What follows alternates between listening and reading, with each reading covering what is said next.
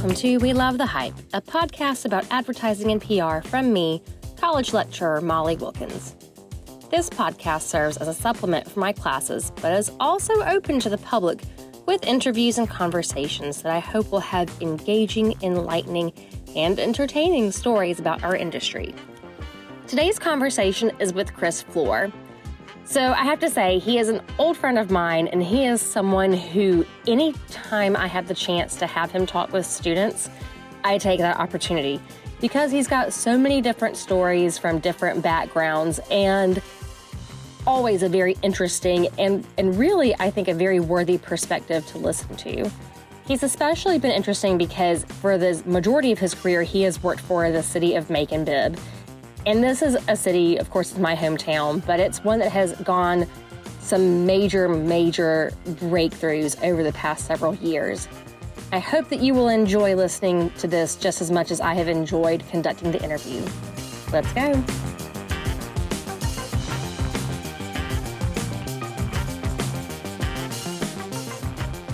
So, Chris, for as long as I've known you, I don't know that I've ever gotten your official work title ever correct.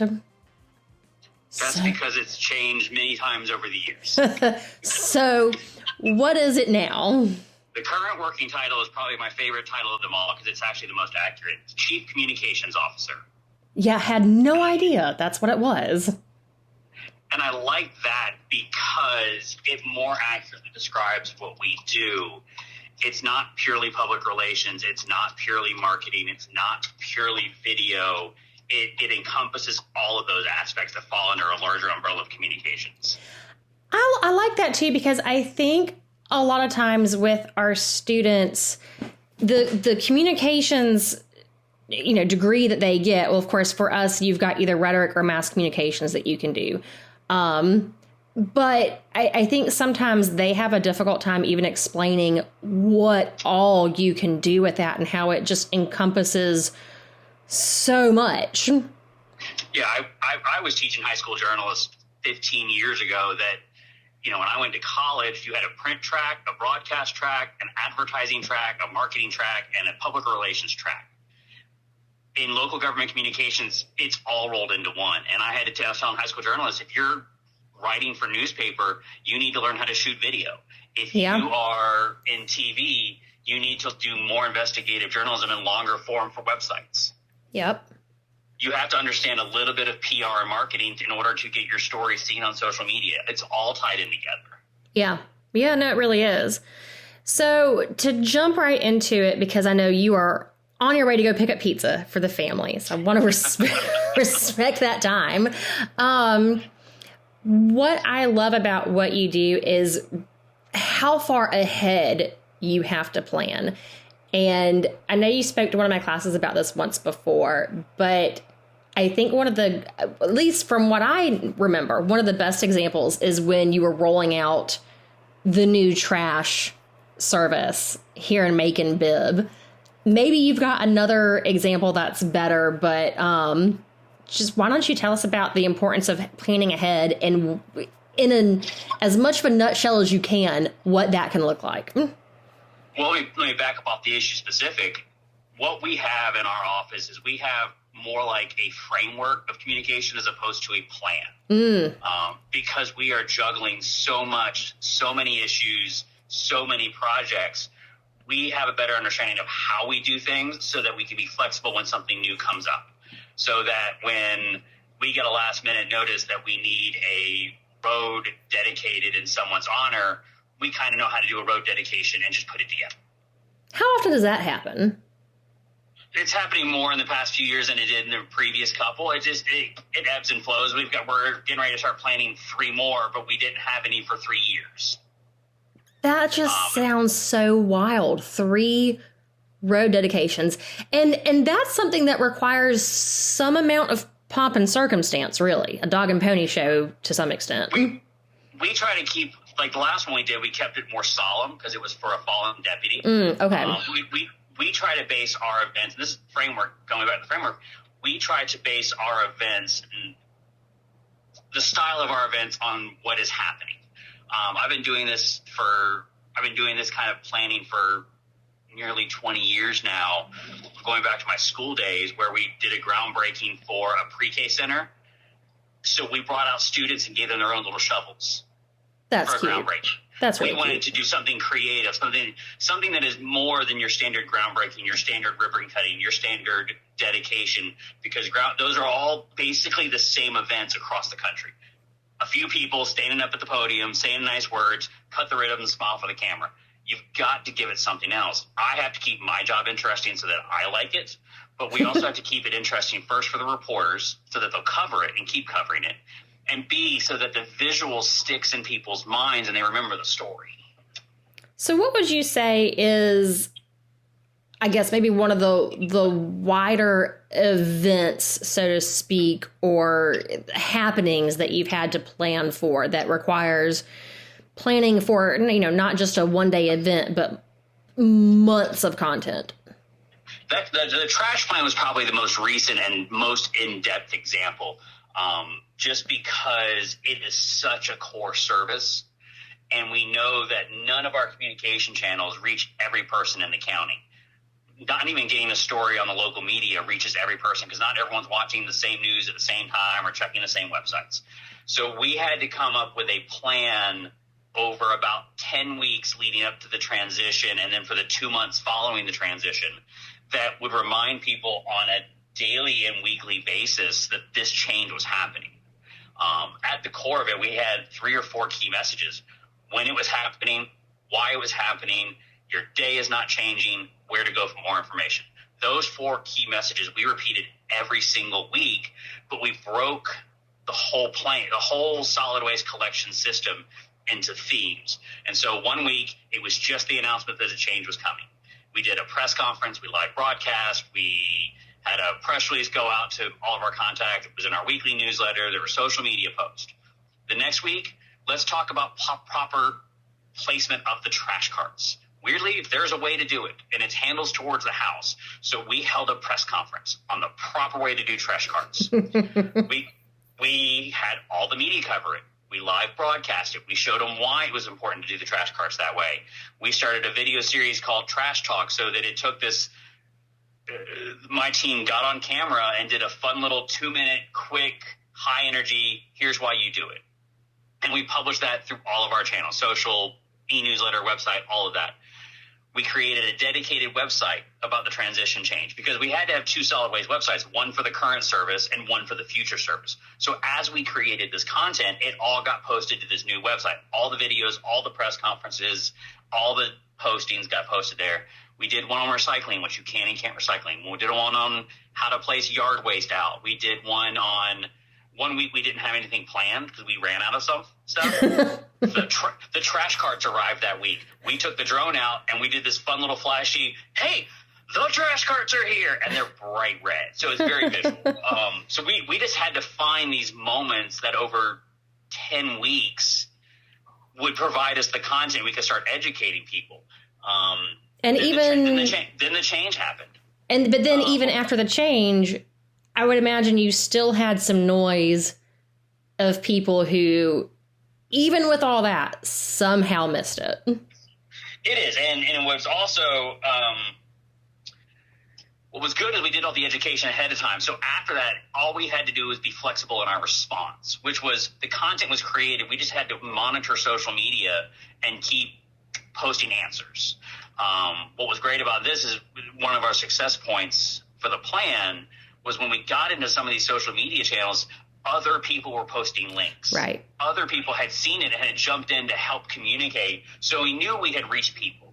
And things can always go wrong. We found out after we transitioned, one of our more direct communications was we put flyers in every single one of the new trash carts. Yeah. That was supposed to give you your days and the website to go for more information. The subcontractor hired by our trash company messed them up. Oh, I remember that. Days in carts. I remember that. But we had said the entire time, no one's day is changing. We'd said it out loud, but didn't know about the direct. So our most effective communication messed up. And so we had to backtrack. We had to remind everyone, say, look, sorry, the company messed it up. No days are changing. No days are changing. We had to send the trash trucks back through some areas 2 and 3 times just to make sure we got them. the company was very responsive to the change, knowing this had to go well. And having gone through a solid waste transition 2 or 3 times already, but not on this scale, this was the most successful.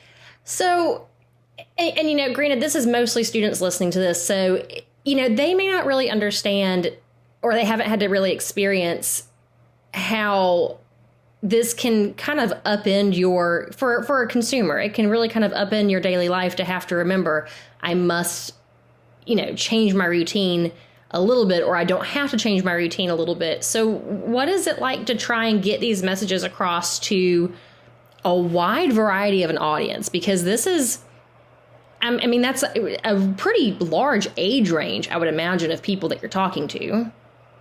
People know the hour their trash gets picked up. And if it's not picked up within the same hour, they call and complain.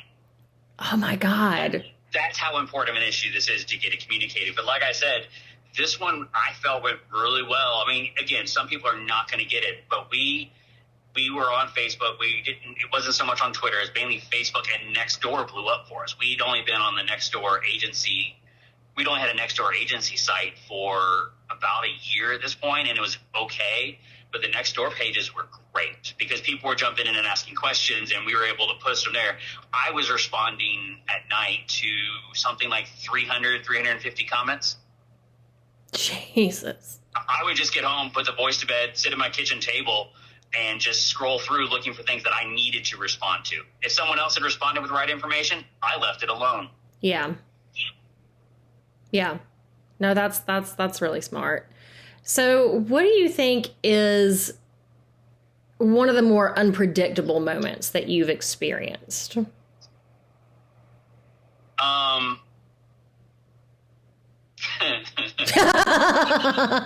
That you can talk about. Yeah, let's go with that one. They're predictable, but they're also unpredictable. Hurricane Irma. Oh yeah. Because it changed tracks on us. I went to my national conference in California. On the first day I'm there, I'm up at 6 a.m. in the morning on an EMA call, emergency management agency call, because Savannah has decided to evacuate, and we were at an evacuation site. Oh, yeah.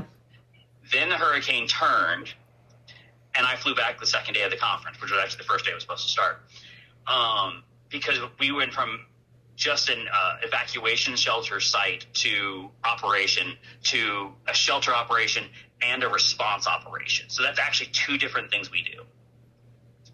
So I left town on a day after Labor Day, Tuesday morning at like 7 in the morning, came back late Thursday night, like 10 o'clock, 11 o'clock at night, was at my EMA bunker at 6:30 the next morning, and I didn't see my family until the next Friday. Wow. Because it was a 6 a.m. to 8 p.m. operation every single day of the week. And we were without power. And yeah, for those who are not, Middle Georgia natives or weren't here at the time, I mean, it came straight through Macon. Yeah. And because I remember being at that time, I was working in HR at Waffle House and getting called in, and it was absolute madness because, of course, we had parts of town without power for 6 days. Yeah, and that doesn't happen here very often. No. We collected millions of pounds of debris for trees, and in turn, then we had a 6-month response operation of cleaning up. I mean, it was predictable in that we knew it was coming. It was unpredictable in how we didn't know how we would have to respond. Just kind of, we had a framework. Our crews, as soon as Spencer says, we're mostly clear. Spencer is our director of emergency management here for your students. As soon as he said we were mostly clear, it was still sprinkling outside. Our crew scrambled and started responding. It was amazing. And so when you say your crews are responding, what exactly are they doing? And what is your role in this? It's our public works department, our recreation department, our parks and beautification department. They were out cutting trees and clearing roads. Some of our sheriffs carry chainsaws in their trunks and we're helping clear roads. Wow. We're working hand in hand with Georgia Power because our guys aren't certified to touch live wires. Right. So if it's a live wire, we mark it and move on to the next one. The first things you clear are major arteries and you get hospitals open. Yeah. Hospitals and fire stations and sheriff precincts open first because they're the emergency responders. I think we take that for granted sometimes, what all has to go into making sure people can have access to emergency authorities. And then also what the role of PR is in that when it comes to getting out the message. So when you didn't get to see your family for basically a week, you're in a literal bunker. What exactly are you doing when it comes to getting the message out? We set up 2 or 3 times a day communications, and we had started the Friday before with a mass press conference, and we just carried it through at the end of every day. Because from a person's perspective, if you're in that neighborhood that doesn't have a hospital, that is at the end of a power artery line, that is not, because the power company is going to get their main arteries first, get them Right. most up as quickly as possible. But if you're at the end of one of their trunks, you're last. Yeah. So you're not going to feel the county's doing anything until that tree in front of your house is picked up and you have power again. So when we activate, I'm one of the lead PIOs in town. Like, every one of them has their own jobs to do, but I kind of end up being the coordinator. So at the end of every day, I had already talked this over with my other public information officers, and they sent me information, and I combined it all into one press release that, again, went to my full comms line, went to social, went to the media so they could cover. My partners distributed it through their networks, and we tried to do is to show them that we were working. Yeah. I had people in the field who took me pictures, and I was able to say, here's how many trees, here's how many roads we cleared up, here's how many houses have come back on in power, here's how many we have left. It was very transparent, and it literally was, hey guys, we're working on it. Was our entire message. Give us time. Yeah. So on a more fun note, what would you say? And so you've worked under 2 mayors now. You've got Mayor Rickert, who was a bit, I'd say, more traditional in scope, and you've got Lester Miller now, who is our mayor who's not afraid to get on TikTok, I guess is a good way to put it, and is not afraid to. I also work for Sharon Patterson and Sylvia McGee and Romaine Dalamont. Yep, I have in the school system. Yeah, all kinds of people. Although I don't really claim that I've learned anything from the third one. Get out. But with Mayor Miller, I mean, he's different in that he is not afraid to get in the comment section. He's also like closer to our age, so he's had a little bit more experience with social media, and that's where he knows a lot of the conversation happens, and that's where it exists. And he jumps in there, and he's not afraid to defend the city he grew up in. Rabidly so. He's not. He will go to if there's a person commenting about how bad Macon is, he'll just go check their profile and be like, "Hey, you live in Warner Robins. Why don't you stay there?" He'll say, "Who are you to criticize our city? When were you here last?" Right. And I mean, it's true. And I'll tell you, before, I do media trainings around the state.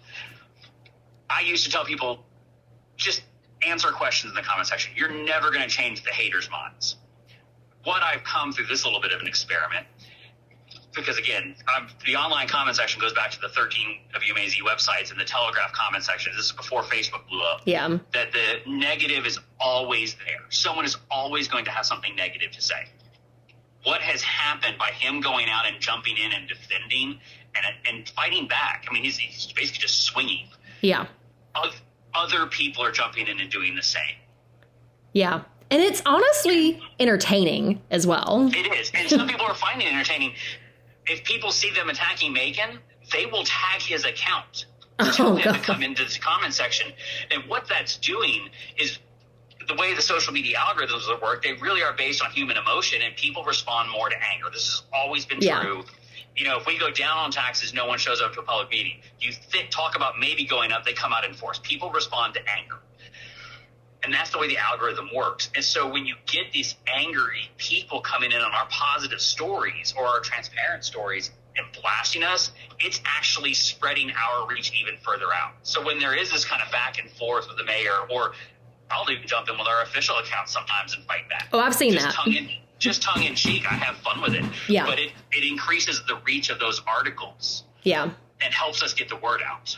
There was one article I saw recently from the AJC, and this kind of goes back to something I texted you beforehand. And it had a comment from Mayor Miller and one from Commissioner Seth Clark. I think I saw it on LinkedIn, but it was an AJC article about Jason Aldean. But really, it was about more than that. But it was really about Macon, and you know, the positive change happening here. And so I wonder, you know, what do you?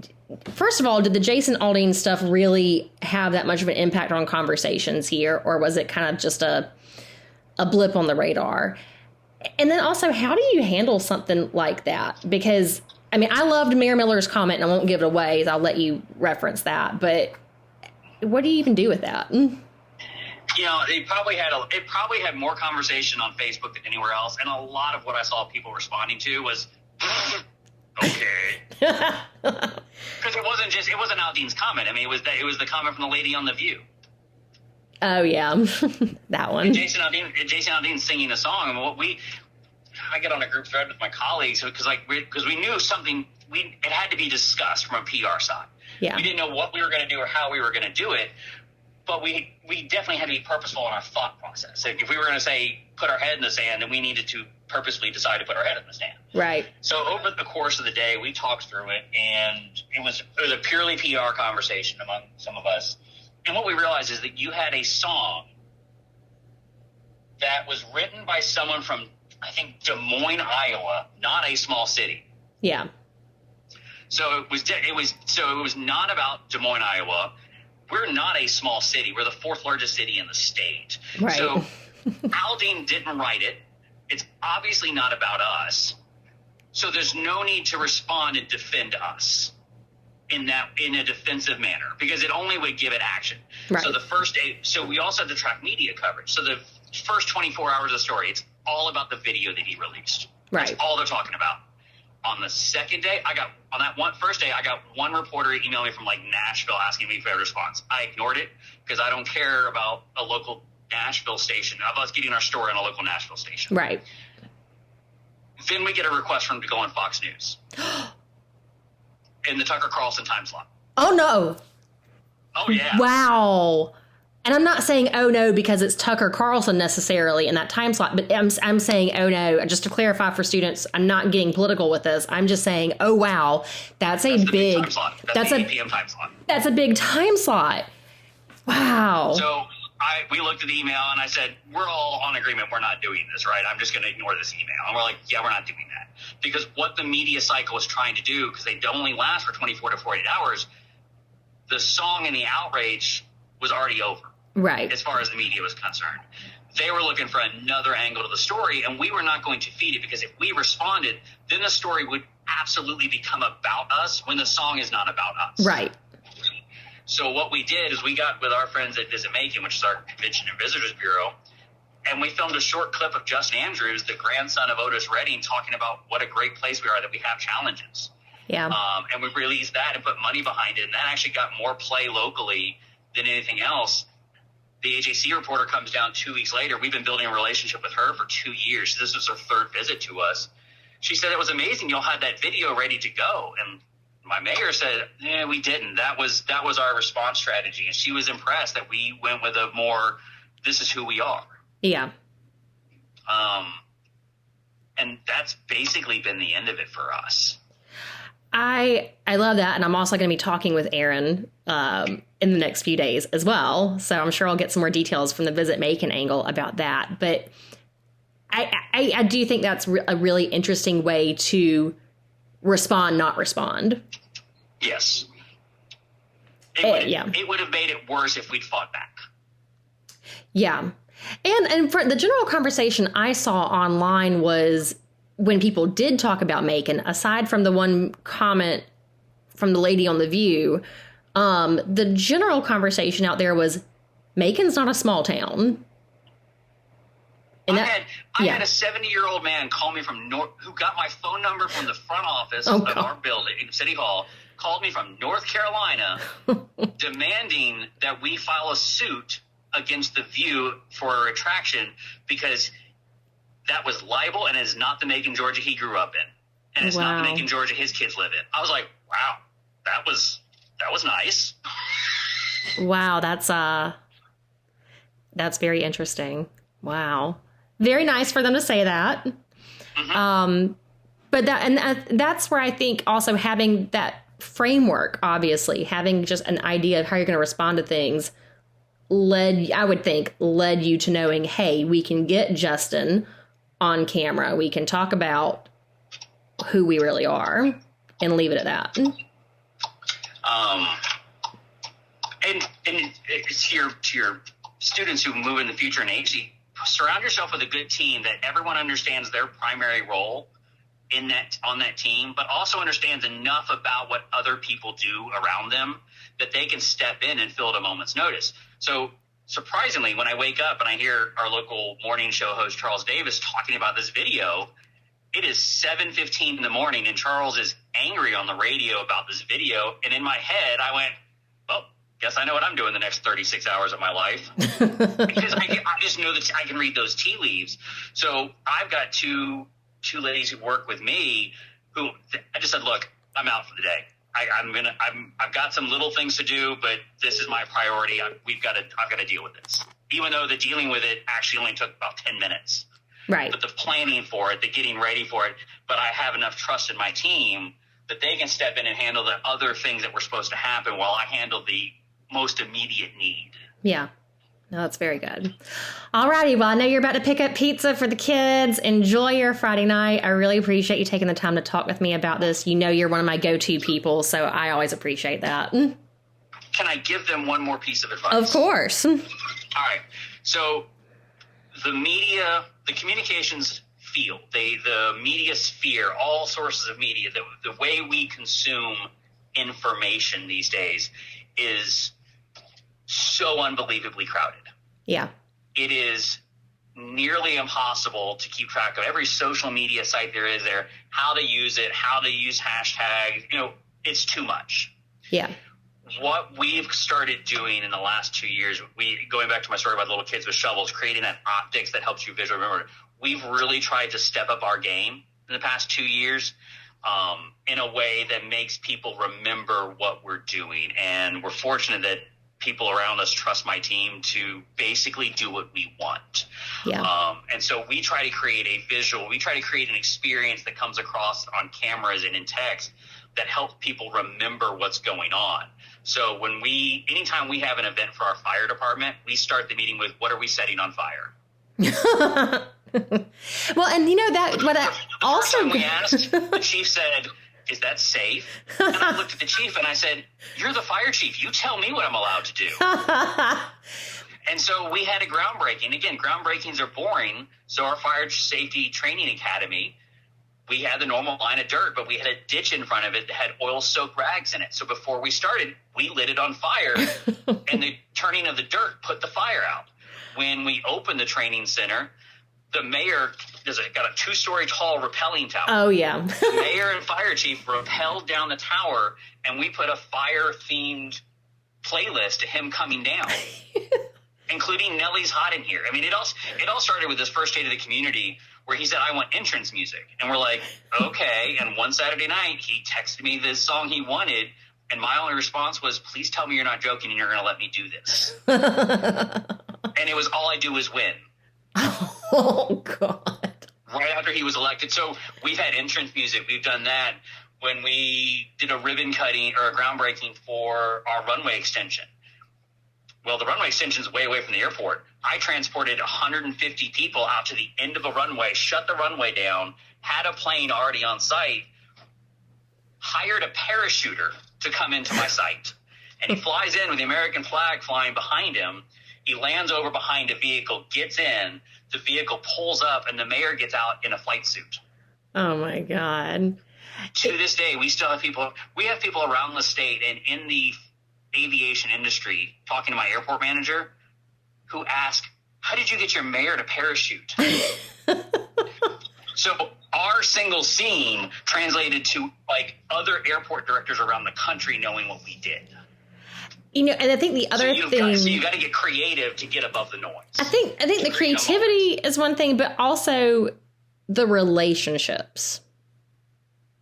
Because if you didn't have good relationships with people in these various, you know, groups that you're working with, then, you know, you couldn't get these things done.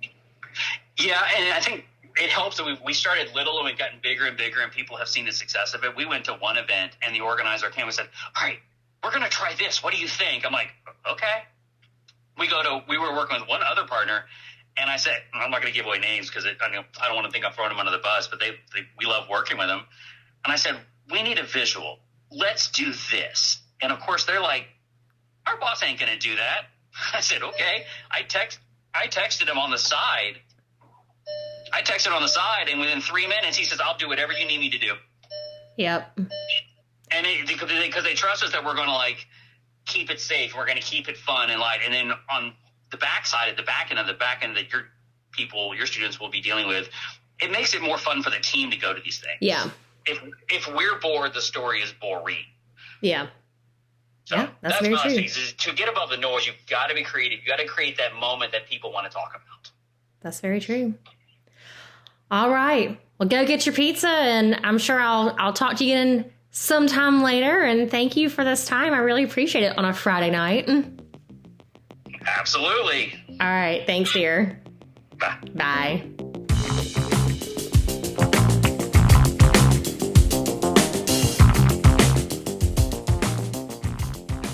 Special thanks to our guest today, as well as all the sponsors for my content production.